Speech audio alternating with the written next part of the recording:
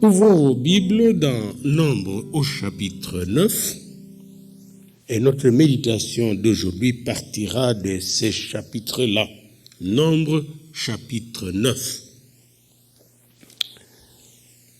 L'Éternel parla à Moïse dans le désert du Sinaï le premier mois de la seconde année après leur sortie du pays d'Égypte. Je ne sais pas si vous avez remarqué la précision dans le calendrier.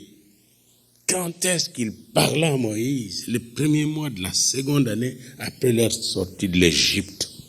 Et il dit que les enfants d'Israël célèbrent la Pâque au temps fixé.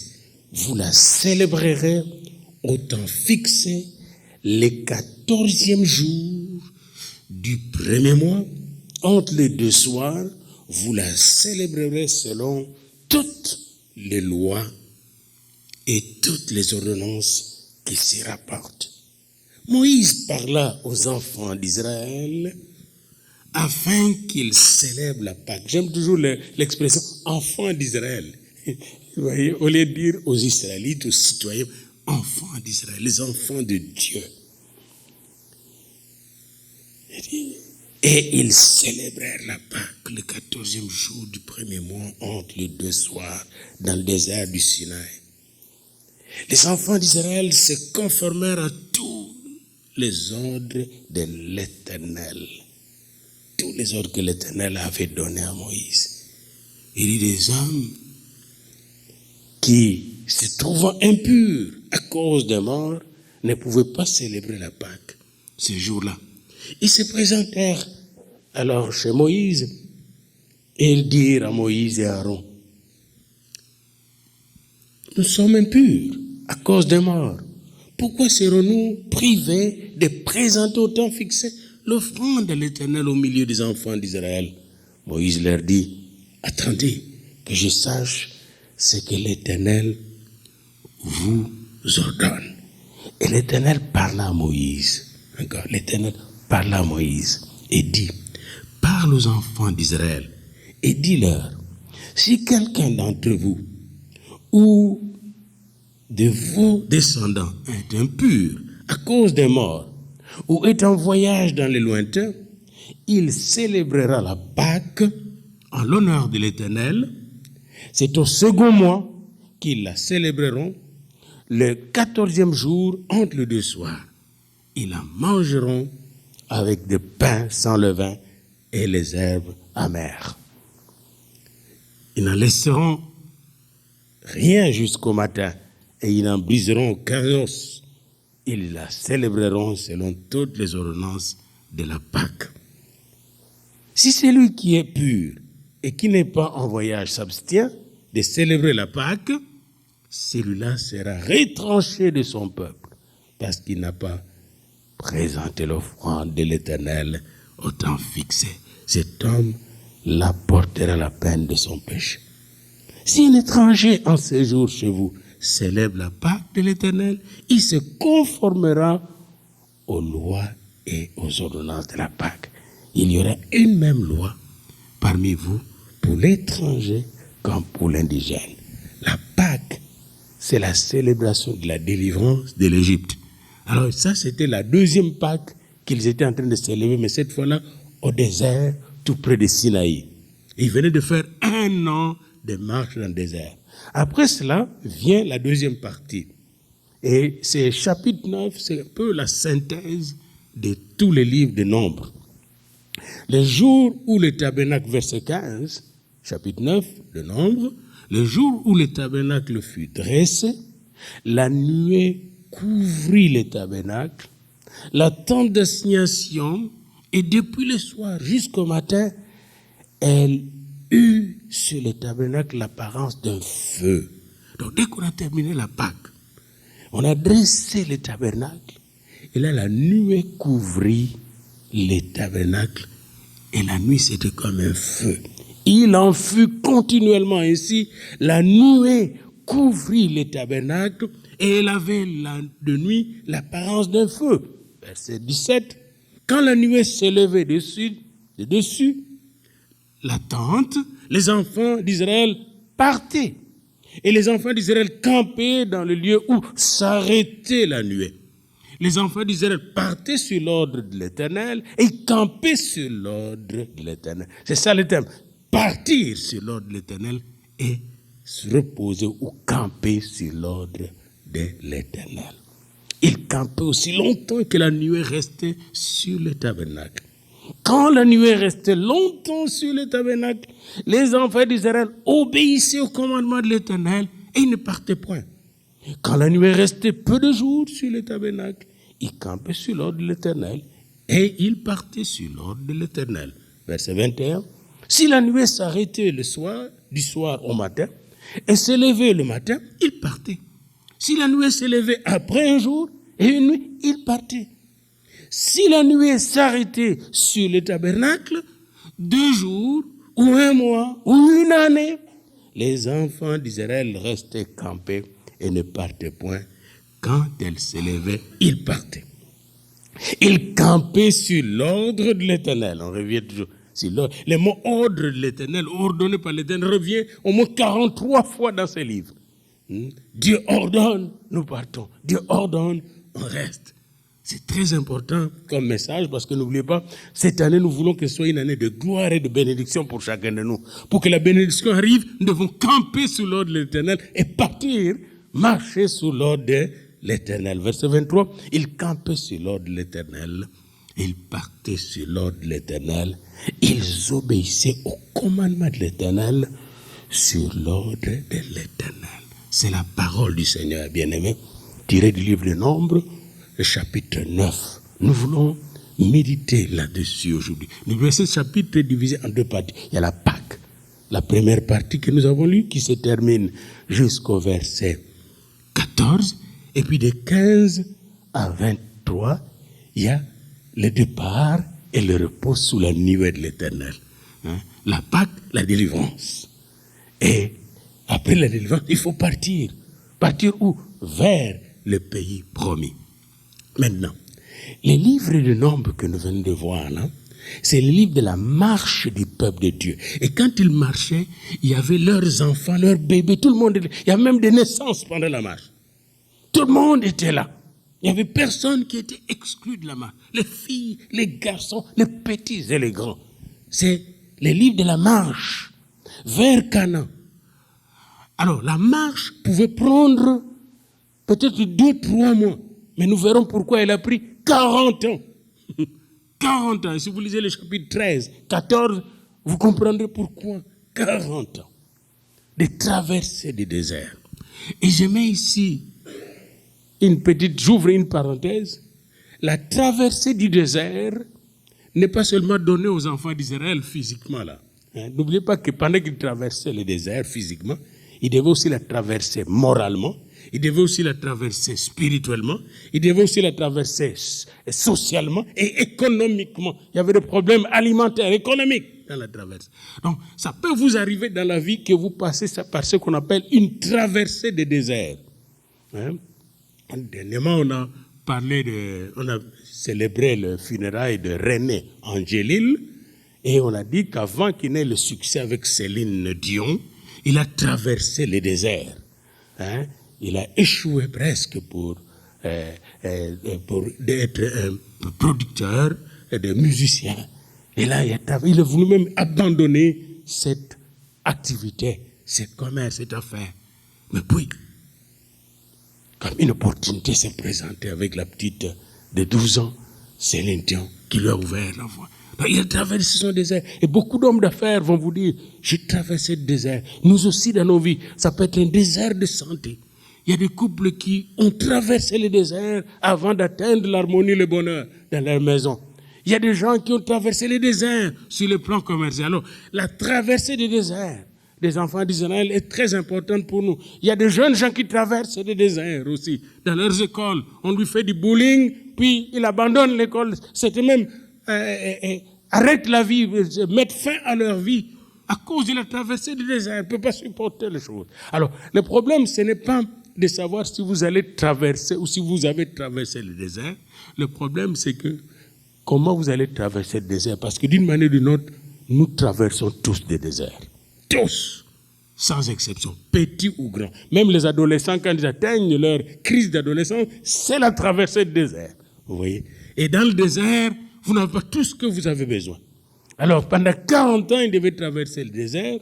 Les titres de ces livres, on donne les titres de livres nombre, parce qu'on a des recensements dans ces livres. On a compté 2 grands recensements, dont les recensements du peuple avec les sacrificateurs 1 jusqu'à 4, puis encore le grand recensement du chapitre 26. Mais les titres que les Juifs donnent à ces livres, c'est dans le désert. Nous verrons pourquoi. Les Juifs, dans leur Bible, ils l'appellent pas nombre, ils l'appellent dans le désert. Alors moi, je préfère ces titres-là. Et quand vous remarquez, vous allez dans ces livres, au départ, on s'organise pour entrer dans le désert. Pour traverser le désert, il faut se préparer. Alors, les Égyptiens les ont laissés partir, avec d'autres Égyptiens, d'ailleurs, quelques Égyptiens. Ils ont quitté l'Égypte, ça c'était la première phase. Moi j'appelle ça, quitter l'Égypte, c'était comme l'école gardienne et l'école primaire de la vie. Et puis quand ils sont allés dans le désert, avant d'aller dans le désert plutôt, ils sont passés par la mer Rouge. Moi j'appelle la mer Rouge l'école secondaire. Puis ils ont eu leur diplôme de l'école secondaire, il fallait entrer à l'université du désert. Puis j'appelle Cana la graduation finale. Il faut arriver à la graduation pour célébrer cela. Alors, l'Égypte, le désert, Cana sont aussi 3 étapes de la vie, même pour nos enfants et pour nous-mêmes. Chacun de nous doit sortir de l'Égypte, doit traverser le désert de la vie pour arriver à Cana, pour arriver à l'objectif. Chacun de nous sont comme 3 phases de la vie. Et nous devons faire attention sur la manière dont nous entrons dans ça. Alors Israël est entré a fait ces 3 étapes-là, devait faire ces 3 étapes. L'Égypte est le symbole de difficulté, de l'esclavage, et de l'idolâtrie, du péché. C'est l'Égypte. Tous nous venons de l'Égypte. Et Moïse a eu tout l'équipement nécessaire pour vaincre l'Égypte et amener les enfants de Dieu vers la terre promise, sur le chemin de la terre promise. Exode 12, 1 à 12, vous voyez comment Dieu, par le miracle de la mort, ou le signe de la mort de chaque fils aîné de l'Égypte, de famille égyptienne, Dieu a libéré son peuple. Et bien, ils arrivent maintenant à Sinaï. Et là, on leur dit dans les livres d'Exode, à partir du chapitre 24, si vous voulez 25, jusqu'à la fin, de construire un tabernacle. Dieu doit venir habiter avec vous, pour vous parler directement.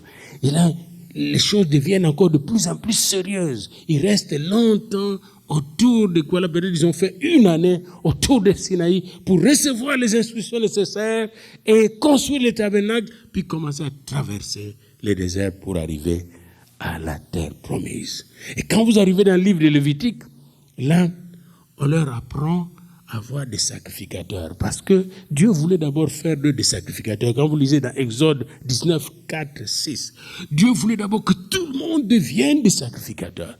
Mais ils n'ont pas pu. Ils n'ont pas réussi à devenir des sacrificateurs. Alors Dieu va choisir Aaron avec les Lévites pour servir les autres et les conduire dans la sainteté, dans la gloire de Dieu, pour qu'ils puissent discerner la nuée de Dieu et marcher dans la volonté de Dieu et arriver à la terre promise. Parce qu'il est dit dans Lévitique 11, 44 et 19, 2, soyez saints, car moi, l'Éternel, votre Dieu, je suis saint. Il faut me servir de manière sainte. Et quand vous allez dans les livres de Lévitique, vous allez voir comment on insiste là-dessus. Et puis maintenant, lorsque vous regardez Lévitique, Exode, Nombre, vous regardez justement les phases que je venais de vous indiquer, les 3 phases, c'est-à-dire Égypte, les déserts et vers Canaan. Bien-aimés dans le Seigneur, que vous soyez enfant, grand ou petit, vous passerez par ces 3 étapes. Nous passons toujours par les étapes où vous voyez vraiment que vous êtes serré, impossible d'avancer encore, vous tournez en rond, vous êtes dans le désert. Vous êtes dans le désert. Dans le désert, il n'y a presque pas d'eau à boire. Et c'est pourquoi les Juifs mettre l'accent sur le désert. Parce que dans le désert, il y a quelque chose qu'on apprend. Même les moines catholiques, ils mettent l'accent sur le désert. Ils disent, quand on se retire pour prier, on va au désert. Jésus-Christ est allé au désert pendant 40 jours. Et après ces 40 jours et 40 nuits de prière, il est sorti de manière fulgurante avec une nouvelle onction, une nouvelle vision pour sauver le monde. Moïse, la même chose, est allé 40 jours et 40 nuits sur la montagne. Il est sorti avec les 10 commandements. Après, il est retourné après la chute des enfants d'Israël, leur idolâtrie. Et là, il a passé encore 40 jours et 40 nuits. Il est retourné avec un visage rayonnant, un visage en feu. La gloire de Dieu était sur lui. 40 jours, quand vous voyez le mot 40, 40, c'est le chiffre de maturité, de maturation. Alors on les a menés 40 jours dans le désert pour qu'ils deviennent mûrs. Ouais. Et peut-être qu'ils auraient fait 40 jours après, commencer à entrer. Mais malheureusement, ils ont échoué. Dans le désert, Dieu leur a révélé quelque chose. Le mot désert, en juif, en hébreu, c'est midbar. Midbar. Et dans le midbar, il y a le mot dabar. Dabar, ça veut dire la parole de Dieu. Et mid veut dire sans. C'est-à-dire, sans la parole, un lieu où il n'y a rien. Dans le désert. Dans le désert, il n'y a même pas de parole. Dans ce lieu, il n'y a pas de bénédiction dans le désert, c'est sec. Mais c'est dans ce lieu sec, où il n'y a pas de parole, où tout est silencieux et menaçant, que la parole de Dieu, le dabar, est arrivée aux enfants d'Israël. Dieu peut t'amener dans la sécheresse, comme le Saint-Esprit dans Luc 4 a amené Jésus-Christ dans la sécheresse, dans le désert. Mais dans ce désert, alors que le diable pense que tu es perdu, que tout est fini, c'est dans le désert que la parole de grâce, la parole de gloire, la parole de bénédiction, la promesse de Dieu vient s'accomplir, se révéler pleinement à toi. Les dabar, notez bien ça. La dabar, c'est la parole action de Dieu. Alors dans le désert, Israël recevait les dabar par Moïse, par la nuée, par le feu de Dieu. Mais malheureusement, Israël qui a bien commencé quand vous lisez Nombre 1, le premier chapitre, jusqu'au 10e chapitre, verset 36. Israël a marché dans le dabar. Israël écoutait l'ordre de Dieu. Israël s'élevait, marchait sous l'ordre de Dieu. Mais lorsque vous arrivez au chapitre 11, Israël tombe dans la rébellion jusqu'au chapitre 25, verset 18. Même Marie est tombée dans la rébellion. Elle est morte en cours de route. Aaron est tombé dans la rébellion, est mort en cours de route. Même Moïse a fini par s'énerver et il n'est pas arrivé à la terre promise. Faites attention quand vous êtes dans le désert, dans des temps de colère, de déprime, de frustration. Fixez les yeux sur l'Éternel, sur Jésus. Amen. C'est pourquoi nous devons apprendre aujourd'hui, quand vous allez dans le désert, qu'est-ce qu'il faut faire avant d'entrer pour traverser le désert? Avant de commencer à traverser le désert. C'est ce que j'ai vu que le Seigneur a voulu faire aux gens. Il y a des choses à faire avant de commencer à traverser. Et après, il y a des choses à faire pendant que tu traverses le désert. Premièrement, qu'est-ce qu'il faut faire avant? Primo, l'Éternel ordonne à Moïse de faire le dénombrement des gens, le recensement des gens.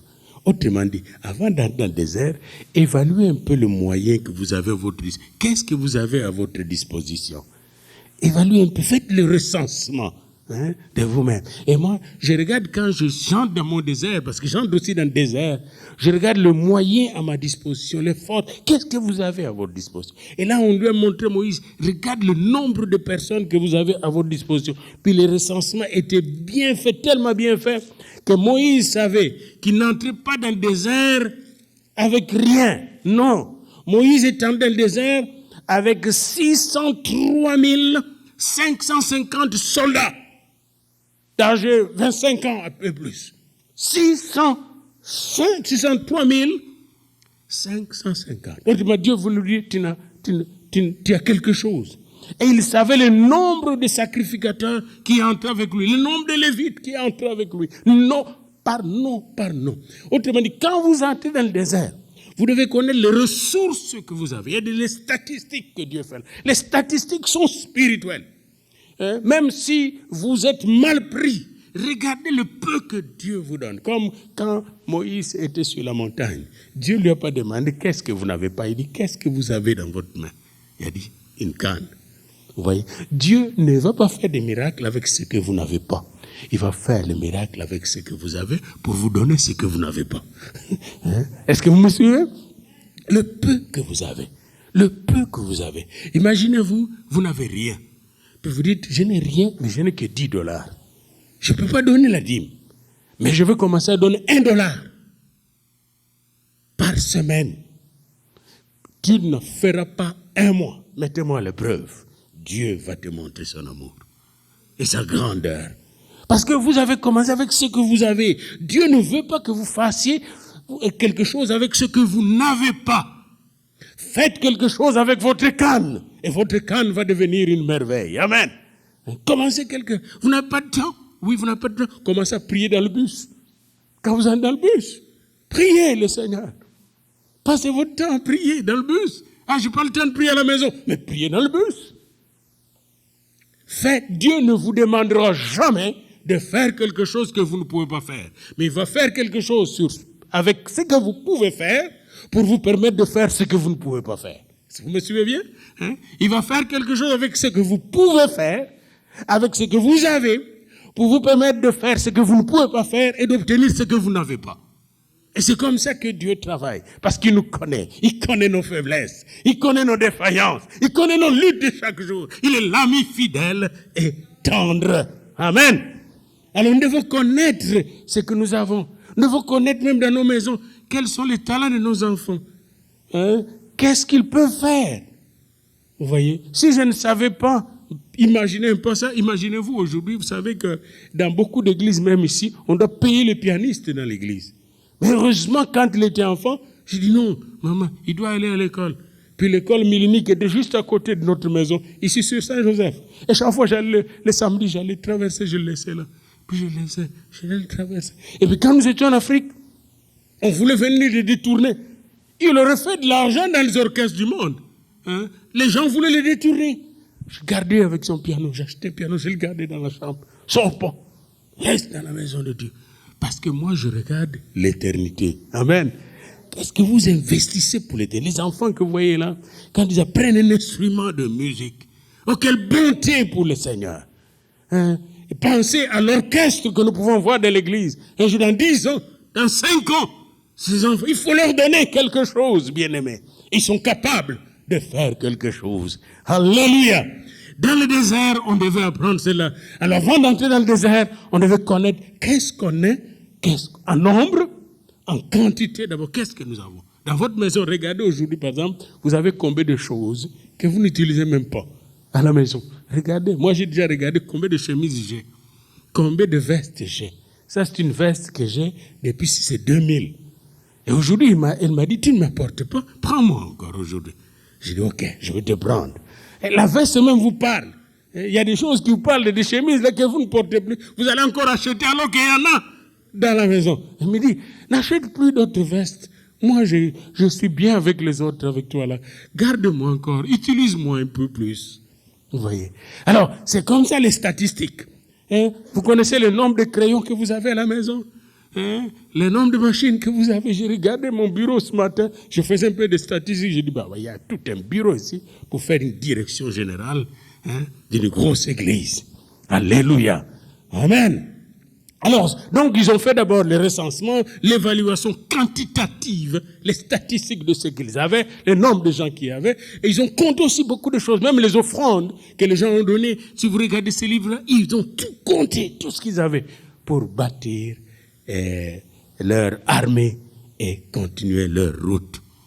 Et après, on a fait le recensement aussi de prêtres. Pourquoi on a fait le recensement de prêtres? Les Lévites, qu'ils s'appellent les Lévites qui sont descendus des Merari, les Merarites, ou les Kohaïtes, ou les Gershonites, parce qu'il y avait 3 enfants de Lévi, Gershon, Merari et Kehat. Et 2 sont sortis, les Lévites. Et Aaron, lui, est devenu le chef de... On les a tous comptés, les chefs de Lévites. On les a tous comptés. Savez-vous pourquoi? Pour les identifier, leur donner leur fonction et leur rôle. Ici se pose une question. Vous êtes à l'église depuis combien de temps? Quel est votre rôle dans l'église? Vous en voulez? Demandez-nous. Quel est votre rôle? Quelle est votre fonction? Tout le monde avait une fonction, un rôle. Même dans vos maisons, les enfants, moi quand j'étais enfant, on nous donne des rôles et des fonctions par notre mère. Tout le monde était occupé. Puis la maison était comme une industrie. Tout le monde était occupé. Et quand les étrangers arrivaient, puis ils faisaient rien, je me dis, si, on ne reste pas ici, on travaille. Tout le monde bougeait. Et quand tout le monde bouge, c'est la bénédiction. Amen. C'est la gloire de Dieu. Alors, ça c'est le principe d'identité, de fonction pour réaliser les choses que Dieu nous demande de réaliser. N'oubliez pas, nous avons dit au début de cette année c'est une année de bénédiction, de gloire. On va faire des exploits avec l'Éternel. Et ici, Dieu nous montre comment, dans le désert de ce monde, nous pouvons faire des exploits. Israël a eu un pays désertique. Aujourd'hui, dans ce pays, poussent des fleurs, poussent des arbres. Le désert est en train de fleurir. Parce que ce peuple-là sait de la part de Dieu comment travailler la terre pour la rendre fertile. Eh bien, c'est ce que nous sommes, nous aussi, comme enfants de Dieu. Alors, pendant que Israël se préparait à faire les recensements, tout le monde était en position, on les a aussi postés, chacun, dans une position pour camper comme pour marcher. Par exemple, au nord, c'était la tribu de Dan, de Azer, et Dan, c'était 62 700 personnes, soldats. Azer, 41 500. Nephtali, 53 400. Et le total, au nord, 157 600. C'est-à-dire, quand quelqu'un les attaquait par le nord, il rencontrait une armée de 157 600. Bon, tuez d'abord ces gens-là avant d'aller attaquer les tabernacles qui est au milieu. À côté ouest, c'était Ephraïm, 40 500. Ephraïm qui descend de Joseph. Manassé, 32 200. Et Benjamin, 35 400. Donc, à l'ouest, il y avait 108 100 soldats défendant les femmes, les petits-enfants et tout le monde. Et marchant à l'ouest, par l'ouest. À l'est, Juda, les lions de la tribu de Juda, 74 600. Issachar, la sagesse, 54 400. Zaboulon, 57 400. Un total de 186 400 à l'est. Au sud, Ruben, l'aîné, 46 500 soldats. Siméon, 59 300. Gad, 45 650. Au total, 151 450 au sud. Et au milieu, c'était Moïse, Aaron, les fils d'Aaron et les Lévites avec l'arche. La présence de Dieu, le cœur de Dieu était là. Et ils marchaient de victoire en victoire. Ça, c'était avant de commencer la marche. Et il marchait. Avant de commencer la marche, mettez Dieu au milieu. Avant de commencer votre marche dans le désert de ce monde, mettez Dieu dans votre cœur. Amen. Mettez Dieu au centre de vos projets. Mettez Dieu au centre de tout ce que vous allez entreprendre. Si c'est une demande d'emploi ou de grade que vous voulez chercher, mettez Dieu au centre de vos projets et vous serez bénis. Amen. Alléluia. Maintenant, pendant la marche, là on parle de nombre 5 à 36. Je dégage juste le principe. Pendant la marche, la première chose qui devait se faire, c'est se consacrer totalement à Dieu. Le premier principe. Vous ne pouvez pas entreprendre quelque chose cette année sans vous assurer que vous vous êtes donné et vous avez confié ce projet totalement à Dieu. Car Dieu dit, confie-toi en l'Éternel de tout ton cœur et ne t'appuie pas sur ta sagesse. Confie-toi en l'Éternel. Vous me chercherez et vous me trouverez si vous me cherchez de tout votre cœur. Dieu cherche de cœur bien disposé et un esprit bien disposé, un cœur pur. Heureux le cœur pur, car ils verront Dieu. Mettez Dieu dans votre cœur, dans votre projet. Bien-aimé, dans Nombre 11, vous vous rendez compte, Marie qui avait fait de grandes choses en Égypte sur la route. Marie qui a sauvé la vie de Moïse. Savez-vous que grâce à Marie, Moïse a été sauvé. Dieu a utilisé Marie. La Marie cherche des querelles avec Moïse. Marie cherche des querelles avec Moïse. Et dit que Moïse, dit à Moïse, toi tu n'es pas plus grand que nous. Dieu aussi nous parle. Dit Marie a une femme noire. Dit zéro. Qu'est-ce qui arrive? Marie devient lépreuse. Elle est morte sur la route. Certes, elle avait plus de 100 ans, mais elle n'est pas arrivée à la terre promise. Parce qu'elle a cessé de mettre Dieu au centre de ses pensées, de ses projets. Même pour Aaron, même pour le fils de Corée et plusieurs gens. Même quand vous allez au nombre 13, 14, les espions qui sont allés voir la terre promise, ils étaient 12, ils ont vu la terre promise. Ils sont rentrés 10, ils sont dit, oh, nous avons vu des géants. On ne peut pas essayer d'entrer là. Caleb et Josué ont dit, oui, ils sont des géants, mais avec notre Dieu, nous allons le vaincre. Ils ont dit, pas question, Moïse, tu nous mens. Puis ils se sont soulevés contre Moïse et contre Dieu. Et ils sont tous morts dans le désert. Mais Josué et Caleb, qui se sont totalement consacrés à Dieu, qui ont obéi à Dieu, sont arrivés vieux et solides dans la terre promise. Bien-aimés, savez-vous pourquoi je persévère avec vous encore aujourd'hui? Parce que je pense que je peux arriver avec vous à la terre promise. Amen. Amen. On peut arriver. Je peux arriver avec vous jusqu'à ce que le jeune pasteur qui va monter sera ici, puis nous allons le consacrer nous-mêmes comme des vieillards et nous allons l'appuyer. Lui ne passera pas par nos souffrances parce qu'il sera béni par nous autres. Amen. Alléluia. Bien-aimés, la deuxième chose après la consécration, écoutez les sons des trompettes de Dieu. Chapitre 10 de Nombre. Dieu a dit à Moïse de se fabriquer 2 trompettes. Et il devait utiliser ces trompettes-là. Quand vous lisez bien le chapitre 10, je vous ai donné toutes les lectures sur le bulletin. Et pour ceux qui nous suivent au YouTube, je vais poster le bulletin aussi sur notre site Google. Eh bien, quand Moïse a dit, quand vous entendrez tel son de trompette, c'est pour la réunion. Quand vous entendrez tel autre son de trompette, c'est pour la marche. Tel autre son de trompette, c'est pour la guerre. Et jusqu'à maintenant, quand vous êtes dans les armées, ils ont de différents sons de trompettes. Et en même temps, dans l'armée aussi, chaque militaire connaît son grade et sa position. Avez-vous déjà vu une armée où les militaires ne connaissent pas, un militaire ne connaît ni son grade ni sa position? Est-ce que vous avez déjà vu ça? Bien aimé. Dans l'armée, chaque militaire connaît. Je suis première classe, deuxième classe, sergent-major, lieutenant, major, capitaine. Tout le monde connaît les grades. Savez-vous que dans le Seigneur, même vous qui êtes là, chacun de vous a un grade dans le Seigneur? Savez-vous ça? Et vous qui nous suivez? Mais quel est votre grade? Est-ce que vous connaissez votre grade? Est-ce que vous connaissez votre don? Est-ce que vous connaissez votre rôle? Pourquoi ne pas demander au général de vous le dire? Et vous allez être heureux, bien-aimés. Je vais vous donner un exemple.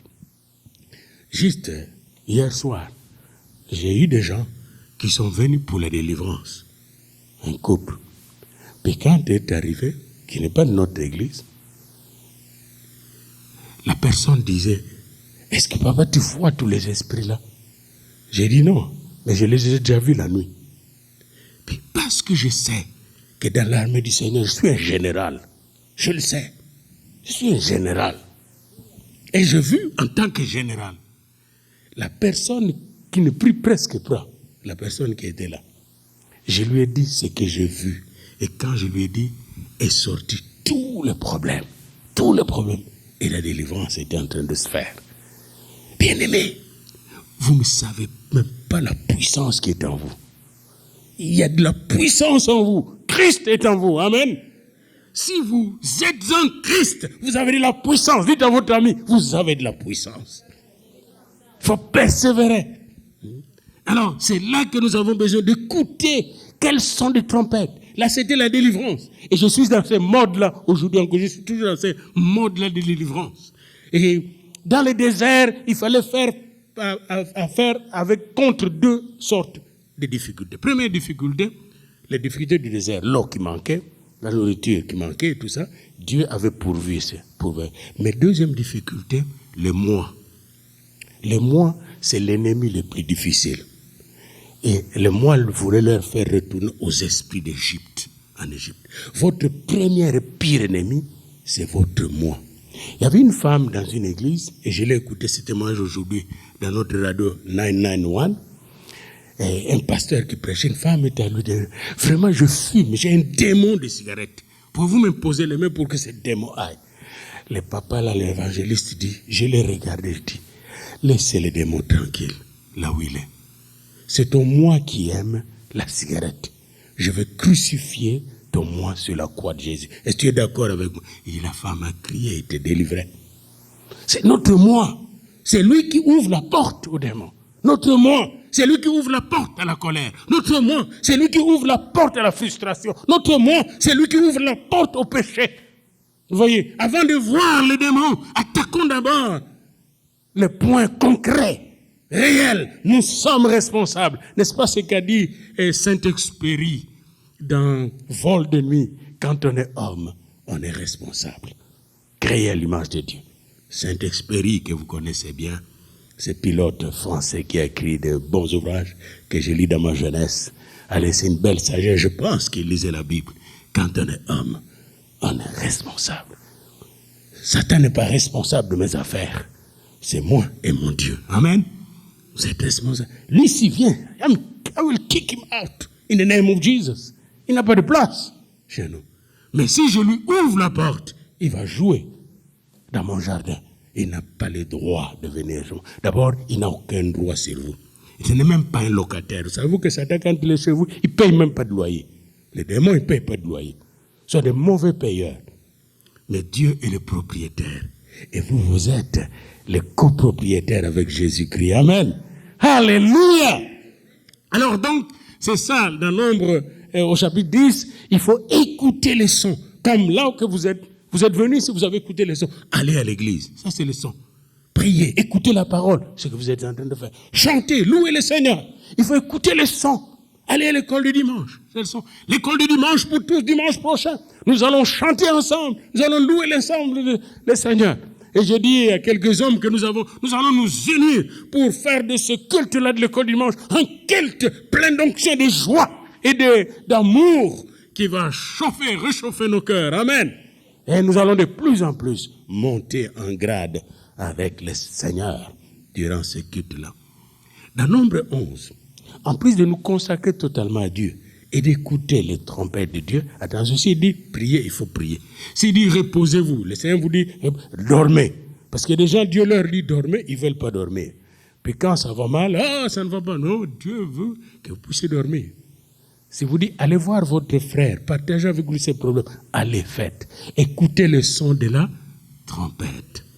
Troisièmement, recevez le même esprit que Dieu donna à Moïse. Chapitre 11. Quand Moïse est venu se plaindre, il y avait des gens à Dieu, parce que les gens se plaignaient, ils n'avaient pas de nourriture, ils n'avaient plus de concombres et des autres, tout ce qu'ils mangeaient là-bas. Dieu lui a dit, choisissez 70 hommes. Amenez-les dans la tente d'assignation et je vais descendre et je te parlerai, puis je prendrai de l'esprit qui est en toi, Nombre 11, verset 17, qui est sur toi, et je le mettrai sur eux. Vous savez, nous avons notre réunion avec Maman Monique, mon pasteur, mon co-pasteur, avec Papa Michel, notre pasteur, notre co-pasteur. Et littéralement, il y a des moments de notre réunion, je ne sais pas si vous le remarquez, pasteur Monique, mais il y a des moments de notre réunion, quand je vous parle ou quand l'un d'eux parle, vous voyez, à un certain moment, c'est le même esprit qui circule.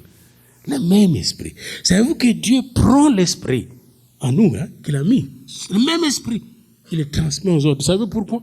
Pour que nous puissions penser comme lui pense et réaliser le plan qu'il a mis en nous. Amen.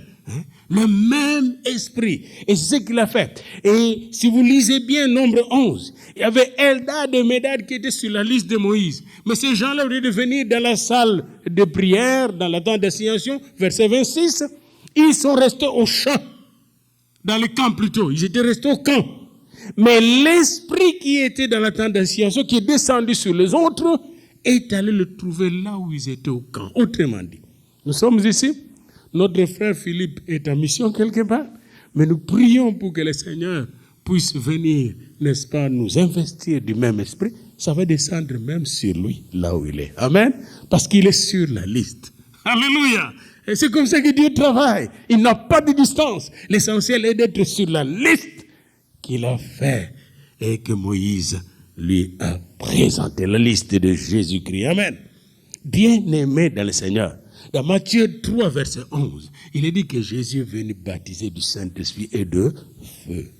Savez-vous que Jésus veut encore et encore nous baptiser du Saint-Esprit et de feu pour que nous ayons l'esprit de paix, l'esprit de joie, l'esprit d'amour, de sagesse, d'intelligence, de créativité, d'imagination, n'est-ce pas, saine pour accomplir les œuvres de Dieu cette année. Nous voulons être à l'écoute de Dieu. Quand j'étais avec les gens que j'amenais à la délivrance, heureusement que le Seigneur m'a parlé. Et je les ai enfermés à la maison. Je dis, vous ne partez pas, vous restez ici. Je les ai enfermés. Et la nuit, Dieu est venu encore me montrer clairement les esprits qui les tourmentaient. Bien-aimés. C'est important pour nous de connaître les sons de la trompette et en même temps d'avoir l'Esprit de Dieu. Parce que tout fonctionne par l'Esprit. Sans l'Esprit de Dieu, on ne peut rien faire de bon et de puissant. Nous avons besoin de son Esprit Saint. Dites à votre ami, vous avez besoin du Saint-Esprit. Et quatrième chose, soyons courageux comme Caleb et Josué. Ayons une bonne attitude. Cessons de murmurer. Même chez nous, quand vous entendez, vous avez parfois des visionnaires dans nos maisons. Puis il y a un type, un pasteur qui voulait acheter une maison.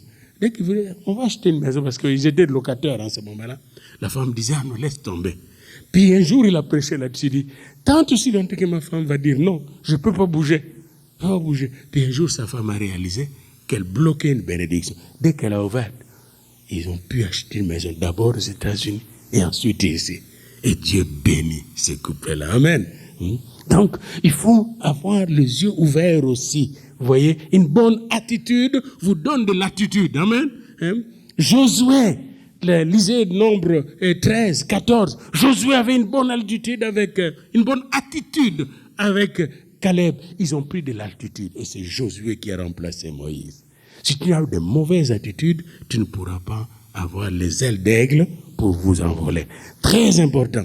Soyons comme Josué et Caleb, les yeux fixés sur le but. Ne regardons pas derrière. L'Égypte est restée. Savez-vous qu'il n'y a pas longtemps, quand je regardais derrière pour l'Afrique, crier pour l'Afrique, je dis non.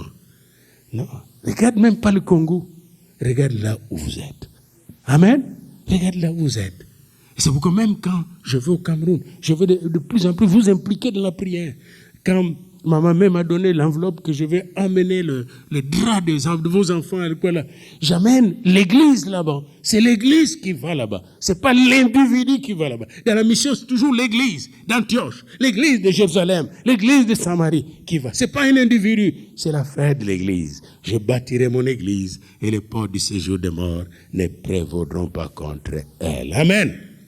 Alors, très important d'avoir cet esprit-là de Caleb et de Josué, car Dieu qui est en nous et Dieu qui est au milieu de nous, il ne peut faire des exploits que si nous disons oui et amen à ce qu'il nous dit. Et c'est ça Josué. Si vous voulez l'esprit de Josué, c'est oui et amen pour tout ce que Dieu dit. Amen. Nous devons prendre nos enfants de savoir dire, Dieu a dit amen. Oui papa, on fonce ensemble.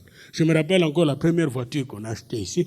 Et Patrick, je ne sais pas si tu as oublié, mais il était avec moi et puis son frère. Et puis on marchait là. Anne-Marie était encore petite là, à la maison. Puis on marchait sur la route Saint-Joseph là. Et arrivé au concessionnaire de Dodge, j'ai dit aux petits, venez. On va imposer les mains sur une voiture Dodge. On va réclamer Dodge. On ne va pas qu'on y marche à pied quand même. Alors on a imposé les mains. Ça n'a pas fait 2 semaines. J'ai eu ma nouvelle voiture Dodge. Et quand je dis je vais l'acheter, cette nouvelle voiture, il devait avoir ces 4 000 que je devais ajouter. Ça coûtait peut-être 8 000, je ne sais plus. En tout cas, je l'ai acheté cash. Parce qu'un des types qui venait à l'église, qui était dans une de notre cellule, dans l'une de notre cellules, quand il a appris que pasteur Diafoula veut acheter les camions, il dit, j'ai toujours mis à côté de l'argent à la maison pour que quand tu achèteras une voiture, je te donne ça. Je ne savais même pas. Dès qu'il a entendu ça, il m'a donné 4 000. Puis j'ai mis un autre 4 000, j'ai acheté sa cash. La voiture, c'est une belle Dodge, qui est une belle voiture. Omni, on appelait ça Dodge Omni. Puis là, on était bien. Maintenant, on ne marchait plus à pied. C'était notre première voiture. Parce que dans toute ma jeunesse, même mon frère avait une voiture, me disait, apprends à conduire. Viens conduire. J'ai dit non, je ne veux pas conduire une voiture d'autrui. Si je fais des problèmes, fais des accidents avec ta voiture, j'aurai des problèmes. Jusqu'à ce que j'ai eu ma voiture. Alors, je commençais à conduire. Parce que je savais que j'étais béni de Dieu. Amen. Bien-aimés, soyons comme Caleb et Josué, des gens courageux, qui ont une bonne attitude, et quand Dieu dit quelque chose qu'ils doivent faire, ils disent oui, amen. Parce que Jésus-Christ est oui et amen. Il n'est pas oui et non, il est oui, oui, amen. Alléluia, alléluia, alléluia, alléluia. Il y a une fille qui vit dans un pays en Afrique. Elle était en veillée de prière. Puis Dieu lui a demandé d'envoyer une somme à son ancien pasteur Diafouila. Faites ça. Toi, tu es en train de prier pour quelque chose. Il dit, je vais te le donner, mais fais ce sacrifice. Le lendemain, il fait le téléphone. Elle a envoyé. Elle a dit oui et amen. Moi, je ne savais même pas. Dieu lui avait parlé. Il dit, il m'a même téléporté jusqu'au Canada, chez vous. Hein? Il a téléporté jusqu'au Canada. Dieu. Ce qu'il ne savait pas, nous aussi avec maman, on était en train de faire la volonté de Dieu. Faites la volonté de Dieu. Cherchez d'abord le royaume de Dieu et le reste va suivre.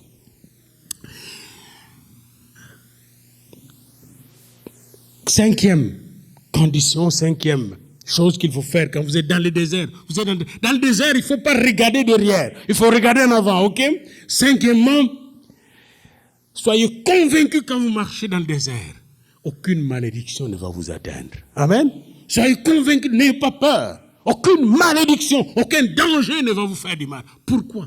Balaam a été importé par Balak, le roi de Moab, pour qu'il puisse maudire les enfants d'Israël et les empêcher d'entrer dans la terre promise. De passer dans la terre promise. Chaque fois qu'il essaie de maudire, lisez Nombre 22, 23, 24. Chaque fois qu'il essaie de maudire, c'est la bénédiction qui sort. Laissez-moi vous dire une chose. Notez ça. Cette année, à partir de maintenant, ne craignez aucune mauvaise bouche contre vous. Ne craignez aucune sorcellerie contre vous. Parce que toute bouche, toute langue qui s'élèvera contre vous sera neutralisée au nom de Jésus. Amen. Je l'ai vu encore aujourd'hui. J'ai neutralisé de vrais démons qui se présentaient. Ils se présentaient comme ça, comme des hommes. Puis je les retire au nom de Jésus. Nous avons ce pouvoir au nom de Jésus-Christ de neutraliser le démon. Bien-aimé, alléluia. Je m'excuse de vous le dire, mais il faut que vous le sachiez. Parce que ça va vous donner de marcher de puissance en puissance. J'essaie de vous engaillardir un peu. De vous dire, hey, vous êtes quelque chose là. Lèvez-vous et marchez de puissance en puissance. Amen.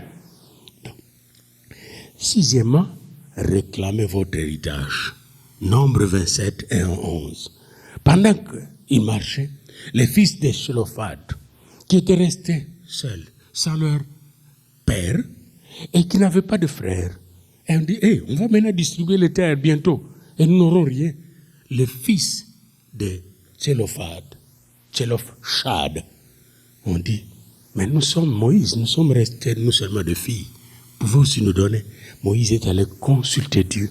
Et il a dit, oui, Dieu a ordonné que s'il n'y a que de filles, elles doivent recevoir l'héritage de leur père. Bien-aimés, réclamez votre héritage, quel que soit votre état, quelle que soit votre situation, et quelle que soit la rigueur de la situation dans laquelle vous vivez, réclamez votre héritage, et vous allez le recevoir auprès de Dieu. Amen. Amen. Nous avons une femme dans notre église qui a souvent l'audace de réclamer la guérison. Elle réclame. Même son pasteur vient. Elle réclame. Mais laissez-moi vous dire, son histoire, ça marche. Ça marche. Parce que quand vous réclamez l'héritage de Dieu, Dieu vous le donne. Il a demandé, il a dit, Matthieu 7,7. Matthieu 7,7. Demandez, vous recevrez. Cherchez, vous trouverez. Frappez et l'on vous ouvrira. Et septième chose qu'il faut faire dans le désert, préparer la succession. Nombre 27, 12, 23. Et ceux qui me connaissent, chaque fois que nous sommes ensemble, je parle de la succession dans l'église. Parce que nous ne sommes pas éternels. Moïse a préparé la succession. Et nous devons préparer tous ces jeunes-là que vous voyez. La petite ici, comment elle s'appelle? Angéline. Et même l'autre là, Erlin. Venez un peu ici. Venez vous deux. Erlin, le petit Erlin. Venez ici. Et Angéline, venez ici. Parce qu'ils étaient baptisés il n'y a pas longtemps dans cette église. La petite, venez ici à gauche. La petite à gauche. Les jeunes hommes à droite. Vous voyez ces gens-là? Tu as quel âge? 13 ans. Et tu as quel âge? 13 ans. 13 ans. Dans 10 ans, ils auront quel âge? Qu'est-ce qu'ils vont faire dans l'église? Est-ce que vous posez cette question-là? Hein? Dans 10 ans. Dans 10 ans, moi, j'aurai 73 ans.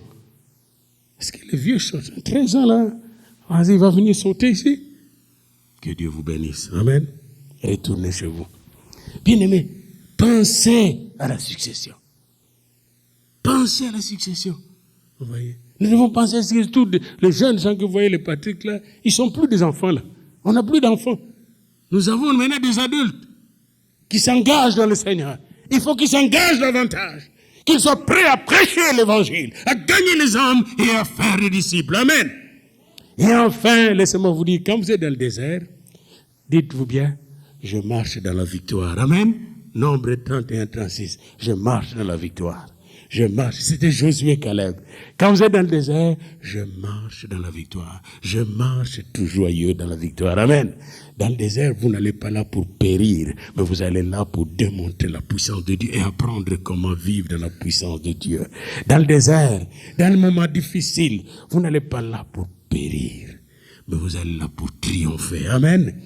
Jésus est allé dans le désert. C'est le Saint-Esprit qui l'a amené dans le désert. Il est sorti du désert vainqueur, plus que vainqueur. Et d'ailleurs, le Seigneur a dit, dans toutes nos épreuves, Romains 8, nous serons plus que vainqueurs par celui qui nous fortifie. Certes, nous traverserons encore des déserts, mais béni soit Dieu, parce que dans ces déserts, la nuée de Dieu, le feu de Dieu, la trompette de Dieu va nous conduire de victoire en victoire. Amen.